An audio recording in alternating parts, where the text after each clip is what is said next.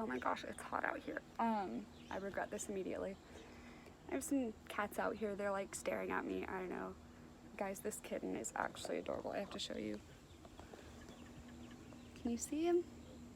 Hello. Yes, I'm talking to you.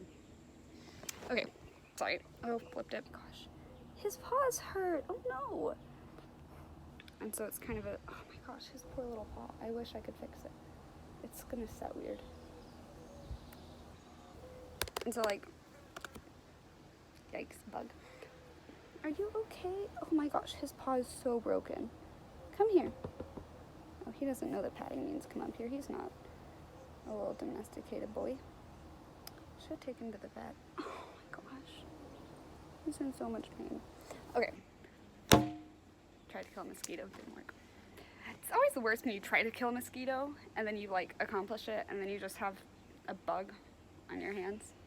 I don't know which one's worse, not killing it or killing it. Either way, it kind of sucks.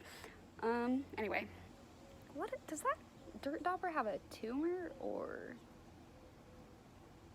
2 minutes of Caroline Caldwell getting distracted by nature?